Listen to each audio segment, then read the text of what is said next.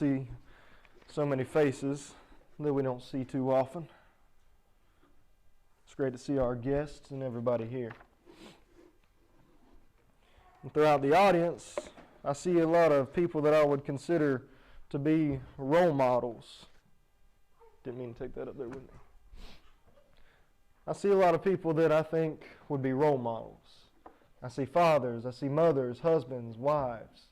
I see Christians. I see a lot of people here today. I have my own role models. I have one of the biggest, if not the biggest, my dad here today. A hard-working man that doesn't forget his responsibilities as a Christian and as a father. But there's a lot of role models in the Bible that I have as well. Two that I think I struggle with picking a favorite between is Peter and David. While they have a lot of differences, there's a lot of similarities there too. Both of them tend to have their times where they're on fire, don't they? They're on fire for the Word. And they both have times where they're struggling. They're at a bad point in life. They're at a low point in their life. And the reason I picked those as my two favorite, I'll be talking about King David this morning. But the reason those are my favorite is because of how relatable they are to me. How relatable they are to us. We're going to go throughout life and we're going to have our ups and downs. But the point is that I want to make is that we got to come out on the other side stronger than when we got there. No matter what hits us, no matter how long we stay knocked down, when we get back up, we need to have a lesson that we learn from it. We need to learn from our mistakes. If you would, go ahead and turn with me to Psalms chapter 119. Psalms chapter 119. There won't be very many verses today, so we can stay in Psalms for now. There'll just be a couple of verses that I point out, and that's what I love about Psalms, that you can dissect each verse down so deep. You can gather so much meaning out of a single verse. I'll go ahead and read starting in verse 105 so you can get a little bit of context. Thy word is a lamp unto my feet, and a light unto my path. I have sworn, and I will perform it, that I will keep thy righteous judgments. I am afflicted very much. Quicken me, O Lord, according unto thy word.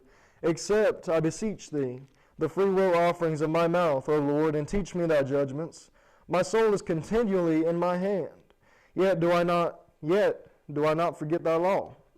The wicked have laid a snare for me, yet I erred not from thy precepts. Thy testimonies have I taken as an heritage forever, for they are the rejoicing of my heart. And the verse I want to point out, verse 112. I have inclined my heart to perform thy statutes always, even unto the end. I like David's word choice here in the beginning. He says, I have inclined mine heart to perform thy statutes always, even unto the end. So if he says that his heart is inclined, logically that implies that before, in the past tense, his heart was declined. So before David was down here, and now he's up here. So I think we can learn from that. So let me ask you, I don't know your condition this morning. I don't know where you're at. I don't know if you're on top of your game this morning, you're feeling tired this morning, or what it is. But I need to ask you, is your heart inclined? Is it declined? Or as oftentimes as Americans, is your heart reclined? Are we just going with the flow? Are we sitting back in our chair comfortable with what life has for us right now? We're not having a bad day, but we're not having a great day either. We're just having a day. Oftentimes I get back from school and go to the shop and my mom will ask me, well, how was your day at school? And I tell her, it was normal. There's nothing that made me think that day was great, and there's nothing that made me think that was terrible. Now, I tend to have more days that are below average than above average, but that's just how public school works. So what's your condition right now? Be mindful of that as I continue. So inclining your heart isn't a one-time thing that starts from baptism, but it's a lifetime commitment. I know sometimes we might wish it could be that way. However old you were, if you were baptized, I was around 9, I think, if I remember correctly. Could be wrong, but I think I was 9. I'd be a liar if I told you that I was inclined from 9 to now. I'd be a liar if I told you that I haven't declined before, that I haven't reclined for a good part of the time. I know that all of us in here at one point have been declined or reclined. See, God doesn't want a little bit of our effort. He doesn't want us declined for sure, but He doesn't want us in that reclined position either, because we're not giving Him everything we've got. He wants us in that upright position, that righteousness. So as Proverbs has stated before, chapter 4, verse 23, you can write that down and read it later, but he says to guard your heart. A lot of times people throw around the phrase heart and use it loosely, which is okay because we know what it means, but people will tend to say, well, somebody broke my heart. Well, if you got your heart broke, you have to look at how that happened. If your heart is hurting, how did that happen? You gave it away. You let somebody get in that you shouldn't have. So what do you need to do? You need to guard your heart. Guard your minds. And keep that righteousness. A fact that I think everybody should know, in America, one person dies every 36 seconds due to a heart disease or a heart problem. Every 36 seconds. So from the time Bible class started to the time it ended, there was at least 9 people that died to a heart attack or to some heart-related problem. It's sad. It's even more sad that a lot of this could be prevented. There's doctors that try to prevent it. They tell you, I don't know if any of you have this or your doctor's told you this, but your cholesterol maybe. All these abbreviations that they'll throw around that stand for something, triglycerides and stuff like that you probably don't even understand. I don't understand. I'd have to research it. But they'll throw around these terms and tell you need to get this better. The point is, you can look fit as a fiddle, as they would say on the outside, but you can have problems on the inside. There's people that look fit, people in the military that are training every single day, that are exercising well every day, and get all the exercise and cardio that they need every single day. And they'll go on a run. And then in the middle of that run, drop. They're done. They're dead. Why? Because they had problems on the inside. Most people die from either a stroke or a heart attack. You think the people that had a heart attack knew what was coming? Maybe some of them. But whether or not they were overweight by 500 pounds or they were fit on the outside but just had some problem on the inside, none of them knew when that was going to come. The point I'm trying to make is that in our lives, sometimes we don't know when a whole lot of sin is going to hit us. We don't know if it's going to happen within our marriage. We don't know if we're going to lose a job all of a sudden. We don't know what's going to happen. But we can be walking in our daily lives and think we're going fine and just reclined, and then all of a sudden we drop. And then we don't know what to do because we're so used to being reclined that it catches us by surprise. And we tend to sit there and we tend to wait for somebody to help us. But like Brother Jim Merle said last Sunday, we can't rely on other people to help us all the time. We got to help ourselves. So my point, we got to stay ready. We have to guard our heart. And do you know a large part that makes up our heart, not physically but spiritually, our habits. Our habits make up our heart. Because if we're continually doing these habits, our heart is going to continually be thinking about these things. And oftentimes, unfortunately, there's a lot of bad habits that we get caught up in that are popular in America. You have drinking, alcohol. I can't think of how to pronounce it, but you know what I mean. Alcoholics. They drink too much, and they just get in that habit. And it's hard to break because it's built into their heart. Their heart is thinking about that. Their heart wants it because they built up that habit. There's a lot of habits that people have that at first they didn't like, but they learned to like them because they built up that habit. Exercise, for one. I can tell you right now that as a habit, exercise isn't my number one favorite thing to do. It might feel good after you get done, but during it you're thinking, I don't want to do this. But after a few years, I'm sure if I stay on a steady schedule, that habit, I'll learn to like it. There's people that love to exercise. Why? Because they built that habit. So in order to guard our heart, we have to check our habits first. And if you look at the next verse of Psalms 119 that we're reading from, in verse 113, he says, I hate vain thoughts, but thy law do I love. If you have the ESV version, which is what I'd prefer to use in this case because of the wording, it says that God hates double-mindedness. Not only vain thoughts, but double-mindedness. He doesn't hate the person that's double-minded, so don't get me wrong, because he loves each and every person and he wants them to go to heaven. But it's up to them. He hates the condition that some people have, which is double-mindedness. And double-mindedness, what you might be thinking, what is it? Well, I remember the decline and the incline. Sometimes people live almost like a windshield wiper. They go back and forth. Incline, decline, incline, decline. And people live like that. They just go with the flow. Something great happens, great, we're staying up here. Something bad happens, we're staying down here until something just happens to go my way. We're reclined for a little bit, and then just whatever happens. People live this way every day in America. And unfortunately, I think sometimes I get caught myself living that way. I get so caught up in the flow that I forget that I am the one that has control over my life. I'm the one that has control over my soul. Nobody in here can get me to heaven. And I can't get any one of you into heaven. I can't purchase your ticket. I can't take you there. You can't take me there. It's up to each and every one of us. Another thing I like to look at in ESV, it doesn't matter, but that's where I have it. 2 Samuel chapter 19, starting in verse 6. And this is the verse I want to focus on, but I'll give you the background. So if you remember, King David, his son Absalom, tried to overthrow him.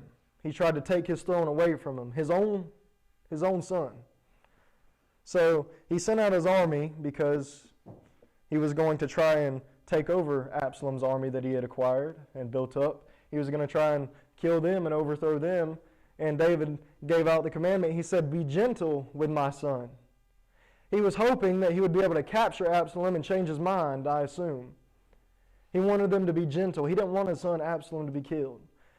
But his army went out either way because he sent them out. And they found Absalom. He had been on a mule and they were riding. And then there was a branch over his head, a big tree. And his head got caught and he was hung there. He didn't die from the weight of his body, but rather the soldiers, Joab, which was a commander of 1/3 of the army. There was 2 other commanders. But he was commander of 1/3 of the army. He came over there. And a messenger said to him, or some civilian, but he was a messenger too, and he said, "Absalom's over here in a tree stuck." And he said, "Well, why didn't you kill him?" He said, "Well, it's the king's son. I couldn't do that. It would be treacherous, and I know the king would find out, so I wasn't going to do that, and I came here to tell you." And then basically he gets all aggravated because he's like, "Well, you're wasting my time. I need to go over there and kill him." That's exactly what he does. He runs over there and he throws his spear straight through his chest, and Absalom is killed. And then his other men throw their spears and stab him as well, just to make sure. And he's killed. And then there's a messenger. There's 2 messengers. One was the Cushite, and he was the one that normally sends messages. But for whatever reason, Joab decided that he was going to send this other one. So he sent the other one, yet the Cushite, the honest messenger, I guess, the loyal one to David, he decided that even though he wouldn't be paid for it, he wouldn't have any reward for it. He outran him and got to David. And he gave him news, and he said, "Well, the Lord has taken care of you," basically. He didn't give him the bad news yet. He didn't want to. Then the second messenger came, and he gave David the bad news, and then David has learned that his son has been killed. So then David mourns. He goes up there, and the whole entire city under him knows that he's mourning, that their king, even though he's defeated this entire army and killed the one that was trying to overthrow his rule, he's mourning, and he's weeping. But then Joab comes in there, and basically he says, "David, you need to straighten up. There's people out here that are relying on you, that want to celebrate with you, but you're in here crying. He gives them a wake-up call. He gives them a reality check. He says what you're doing, he says you love those that hate you, and you hate those that love you. Job's saying you got it backwards, David. The people that you're supposed to love right now, that you're supposed to be celebrating with, you're treating them poorly. You're treating them like you hate them. You're not even showing your face to them. And those that you hate, the one that was trying to overthrow you and you just killed, you're mourning over him. He says you got it all backwards. So Joab gives him this reality check, and David listens like he normally does when he knows something's wrong. He responds. He repents. So he goes up onto his throne in front of the city, and he shows his face. It's the strong king that he's supposed to be. And oftentimes sin works the same way. Sometimes we get it backwards. Oftentimes we love the way sin makes us feel, don't we? In the moment we're like, this feels great. But we forsake God due to it. We're supposed to hate sin, but sometimes we treat it like we love it. We're supposed to love God, keep His commandments, and refrain from sinning, but sometimes we treat Him like we hate Him. We got it backwards, don't we? We got it backwards. But in order to make that change, in order to make the change for God, we have to hate whatever is holding us back. We have to hate it. We have to hate what's holding us back, including self-pity. I find myself with this often. We're on the incline or we're on the recline, and then we get down to the decline. And oftentimes, what do? We just sit there. We feel bad for ourselves, waiting for somebody to help us, hoping that somebody's going to pick us up, when we should be looking to God to pick us up. We should be praying, read His Word as He has commanded us. We can learn, as we're learning now from David.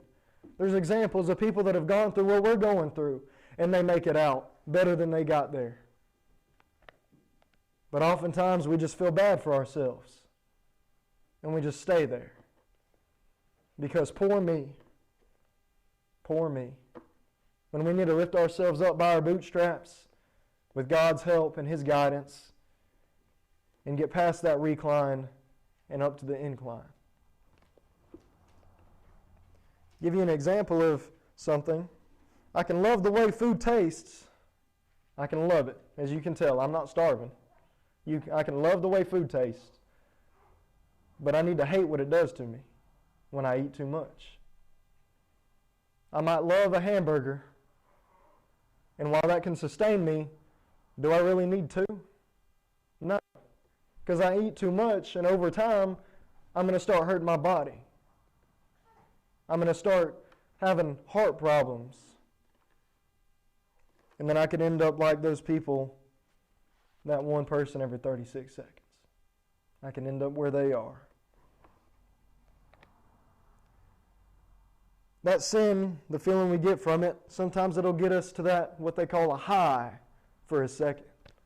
It'll give us that great feeling, but the higher you go, the longer that fall is. You might get that high for a second, it might feel great, but you'll definitely need that feeling when you're coming on the way down crashing. We have to remember that. Oftentimes I like to talk about other people's bad decisions because it makes me feel higher than them. So I talk about the decisions they chose poorly, but according to the law of gravity and the Bible, what goes up must come down. As corny as that may be, it's true. Newton figured it out years and years ago. Whatever goes up must come down.